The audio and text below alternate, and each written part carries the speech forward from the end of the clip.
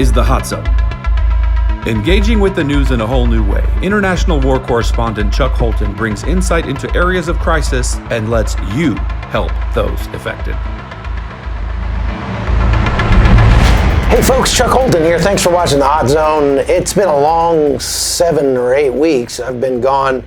I'm finally back home in Panama, sleeping in my own bed, and that's a really nice thing. I'm going to try to stay here for a week or two at least and get some editing done. I got a lot of footage in the can over the last 6 or 7 weeks, even including the wedding of my oldest son and all the work we did around the farm and everything. I still managed to film a bunch of CBN pieces and that sort of thing that all need to get edited. So I'm going to be doing that for the next week or two, I hope, unless some major catastrophe happens. I'm also looking to do some reporting while I'm here in Panama on the unfolding crisis that I've done a lot of talking about on the show with regards to the migrant issue here in Panama. They're still seeing record numbers coming through the jungle. If you recall, back in August, Panama and Colombia made a deal to limit the number of people coming into Panama illegally crossing through the Darien Gap to 650 a day. Well, that's not happening because there's just no way to stop them from coming. There's just no way to there is a bottleneck between Necoclí and Caparganá because they have to take a boat. But that's really more an issue of capacity than it is anything else. If the smugglers had the capacity, they would bring twice as many people. And there are other methods that they can enter the jungle, going from Turbo or even that Sea of Urabá that is between the mainland and that spit that forms the border between Panama and Colombia. There are ways around that they can just go through the jungle. It adds a couple of days to the walk, but these people are coming. They're desperate. There are tens of thousands of people stacked up in Necoclí, and I just made a story about that aired on CBN, I think this morning, so take a look at that. The very first civilization that migrants come to when they walk through the Darien Gap is this village behind me of Bajo Chiquito. And it's about 400 Indians who live here. They have no running water or electricity, but today they're receiving 800 to 1,000 migrants every day coming through the jungle into their village, and it's turned the village into an open pit sewer. The migrants come from all over the world, and the majority right now are from Haiti. They've heard that pregnant women and families with children get preferential treatment when they get to the U.S., so record numbers of children are being forced to make the deadly 6-day walk through the jungle. Many, like these Haitian kids, arrive in Panama without their parents, leaving the government to determine what to do with them. ¿Cuántos años tienes tú? 6? Tú tienes 6 años. ¿Y ella? Lucila Velasquez is the wife of the mayor. She says the children suffer the most. The poor children, they are in their 8-10 days, suffering in the jungle. They go hungry, they stay wet all the time from the rain. They get sick from the diseases there. Unfortunately, there are many who die during the crossing. So we've been here about an hour, and this place is an absolute madhouse now, like nothing we've ever seen here before. They're coming nonstop out of the jungle, always in very bad shape, and they're trying to get them out of here as soon as they can. So they put them on boats and send them downriver to the camp down there, which is also full. The ones who were in the camp the last time I was here have already gone to the United States and are part of the record numbers that they're seeing at the U.S. southern border right now. And so judging by what I see behind me, those numbers are going to explode because there is a large glut of migrants that are making their way north, much larger than there was a couple months ago. Despite an August agreement between Panama and Colombia to limit the daily number of migrants entering Panama to 600, the vast jungle makes enforcing that agreement almost impossible. Reports from the Colombian side of the Gap estimate more than 20,000 Haitians waiting to start their journey. About the only delay is the capacity of the smugglers who help them across, and that capacity grows daily, meaning things will likely get worse here in Panama and then at the U.S. southern border within the next month or so. From the Darien jungle, I'm Chuck Holton for CBN News. Okay, so as you know, I've been reporting from Panama on this issue for, a decade or more. And it's just continually getting worse this year, especially.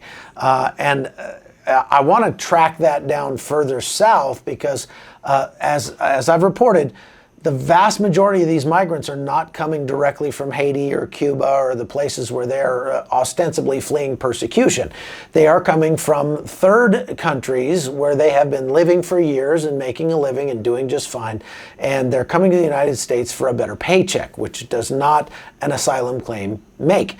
And if you consider the fact that this month they're talking about 400,000 more migrants crossing illegally into the United States, just ponder that number for a minute. We're talking about the city of Denver. We're talking about the city of Fort Worth, Texas. We're talking about Tucson, Arizona. A whole city of illegal immigrants coming into the United States every month. What will that do to our cultural makeup? What will that do to our political makeup? What will that do to our economy, since most of these people are wards of the state? As far as I understand, the majority of them are getting a check from the Office of Refugee Resettlement in the United States for up to $4,000 per person to help them get settled in the United States. They're being, bused and flown all over the country to any city they like. And so they're stacking up. I mean, what's the travel cost? Just the travel cost. If you figure 400,000 plane tickets, how many tens of millions of dollars does that come out to? That's not free. This is a large drain on the U.S. economy. And so it remains to be seen just how badly it will damage America.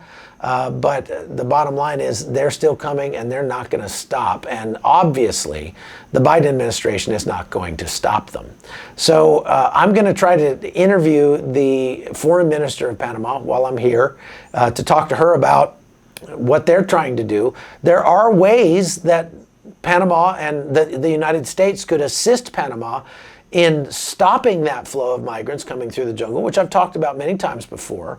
And so it just remains to be seen if anybody has the political will to actually do something about this problem.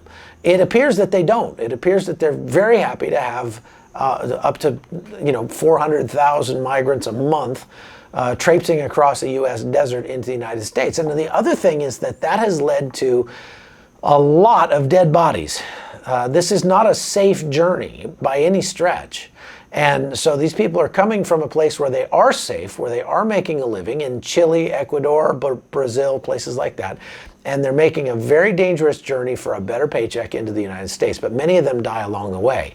Now, I've done, as you know, decades of reporting along the U.S. southern border.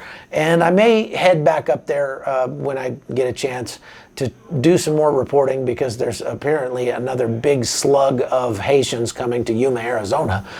They aren't coming to Del Rio, Texas anymore because that place is now fortified. So they're going to look for the weak link. And Yuma, Arizona apparently is on the list next. And in the next couple of weeks, you will see a lot about Yuma, Arizona in the news. Just mark my words there. But when you come to understand the dangers of crossing that desert into Arizona, I think it puts it in a different perspective. So take a look at this report that I did a few years ago, flying along the border in Arizona. Check it out. H.L. Cooper has been flying ultralight aircraft around southern Arizona for more than 20 years. This incredible view shows the vastness of the desert along the Arizona-Mexico border. But along with the beautiful vistas of mountains and saguaro cactus, Cooper sees another sight on a regular basis from his vantage point in the sky.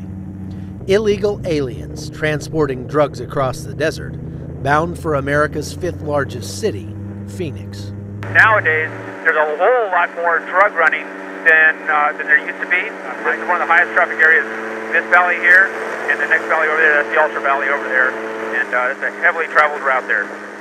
Illegal immigration has always been an issue. What's changed is the level of violence. It's been getting worse and worse, but as far as safer, no. We're right in the middle of it. When they come out of this valley, we're one of the first places they come to. We've been vandalized, we've been stolen from. We used to hike all over the desert out here. Anymore, now we don't go out without being armed. And the problem isn't only on the ground. The Border Patrol reports that drug runners are using ultralight aircraft like this to bring loads of drugs across the border and drop them in the United States. But they're not the only thing in the sky. Recently, the Border Patrol started using remotely piloted surveillance aircraft to patrol the desolate stretches of desert where smuggling is prevalent. These eyes in the sky also help the effectiveness of agents on the ground. But residents along the border say more needs to be done. Rancher Ed Ashurst's neighbor was murdered by a drug runner earlier this year. When I first moved to this country, most of the activity you saw was people going north looking for a job. The last several years it's changed into mainly outlaw activity. They pack dope north, drop it off, and on the way south they like to break into homes here on the American side and pack off things. They really like to steal firearms, and 80% of the homes have been burglarized in the last 2 winters by illegal aliens. Seeing it, we have more illegals that come through our county than any other county. Further north, Pinal County Sheriff Paul Babu says his hands are full protecting residents here from the drug violence, and he hasn't gotten much help from the federal government. In fact, the Obama administration recently supported the ACLU in bringing a lawsuit against Babu and several other Arizona sheriffs, suing to stop them from enforcing Arizona's immigration law. This is a hotbed for criminal activity. We need soldiers, armed soldiers to the border now to stop this from continuing. In response to our plea for help and for armed soldiers, they put up these signs, not written in Spanish, not facing south to the Mexican border, but facing north in English, warning to our citizens, travel not recommended. This is unacceptable. While the war of words continues in Washington, the people of southern Arizona face weapons that are much deadlier. This year alone, the drug war along the border has claimed more than 2,500 lives.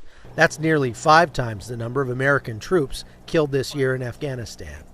I believe that this is a greater threat against our national security than any other threat that exists today, an unsecured border. Pinal County law enforcement regularly encounters armed drug smugglers who have all but taken over wide areas of this high mountain desert. From this point on, it's a standing order that we don't come more than 2 deputies coming out here due to one of our deputies getting shot in the leg.